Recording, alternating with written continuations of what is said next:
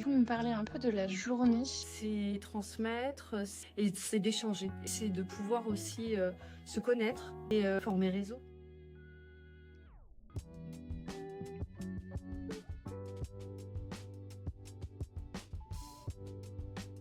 Rendez-vous Noël avec des thématiques à chaque fois différentes. Le groupe de travail, il est composé de personnes qui viennent d'un peu partout.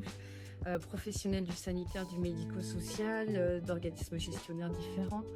Ce qui nous importe aussi, c'est d'avoir des parents et des aidants qui sont aussi proches dans la communication. Et c'est vrai qu'ils nous apportent une démarche et une orientation justement sur la mise en place de la démarche CA. Donc c'est un peu tout ça. On part de leur envie, de leur projet, de leur orientation. Et puis on est accompagné par Isaac Francophone, le relais Isaac Francophone. Cette journée était intéressante, c'était intéressant sur la communication et sur les manières de communiquer. Et en fait, j'ai bien aimé. On est aussi intervenu sur l'atelier Falk. Donc facile à lire et à comprendre. Ça permet de communiquer avec tout le monde. Pour avoir plus de communication et puis plus d'échanges avec... On travaille sur la transcription de documents.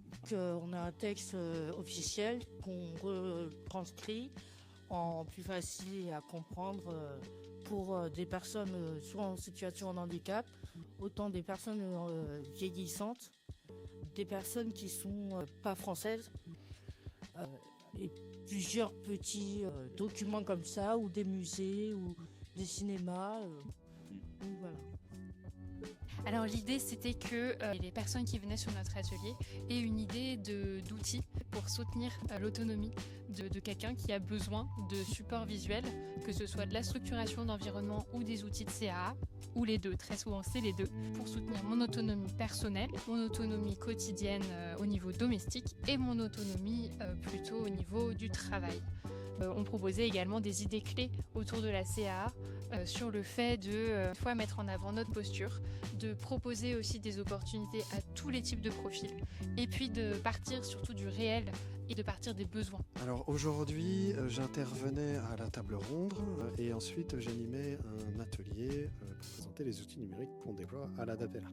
On met en place des prêts de tablettes, mais depuis peu, on a possibilité de prêter une tablette avec suivi oculaire, donc une tablette qu'on peut contrôler avec ses yeux. Le Centre Ressources Autisme, c'est une structure régionale qui s'adresse à toutes les personnes concernées ou intéressées par l'autisme. Il ne faut pas hésiter à consulter le site internet et à solliciter le CRA pour des formations, des demandes d'aide, de l'orientation et bien sûr pour tout ce qui est accompagnement pour un parcours diagnostique. Je participe au groupe de la CA sur la COP, comité de pratique de la région.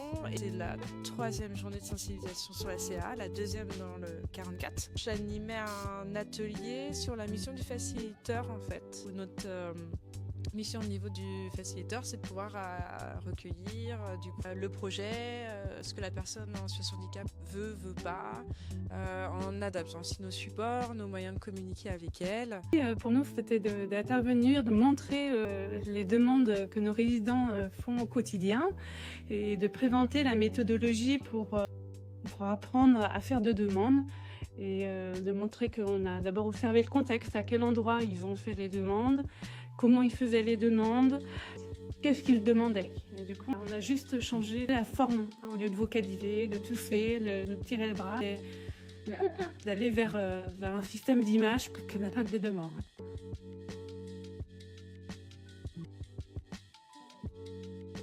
Je pense que c'était très intéressant d'avoir les témoignages de terrain, notamment du secteur adulte. Donc on souhaite aussi prolonger et peut-être certainement même renouveler cette expérience l'année prochaine. Je pense que le maître mot aujourd'hui, c'était la question d'être disponible, de prendre le temps avec la personne, de s'adapter. Ce que j'ai trouvé intéressant, c'est que cette année, c'était centré autour du partenaire de communication, donc pas uniquement autour des outils, mais vraiment autour de la démarche en tant que personne, comment on s'adapte aussi dans notre communication quand quelqu'un a des difficultés de communication en face de nous, qu'est-ce qu'on met en place, rien que le fait de ralentir, de laisser des opportunités. Donc c'était hyper important de faire un point ensemble là-dessus. On était très heureux d'avoir été invités à participer à cette table ronde parce que c'était vraiment une belle expérience pour nous de montrer ce qu'on pouvait faire sur notre établissement, sur notre service et de faire profiter chacun de notre expérience.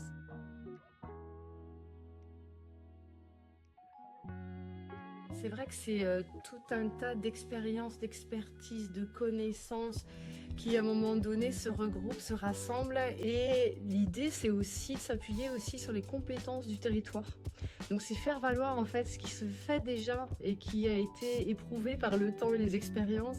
Ces journées sont importantes parce que ça permet de partager, de découvrir, de rencontrer différents professionnels, de découvrir des méthodes.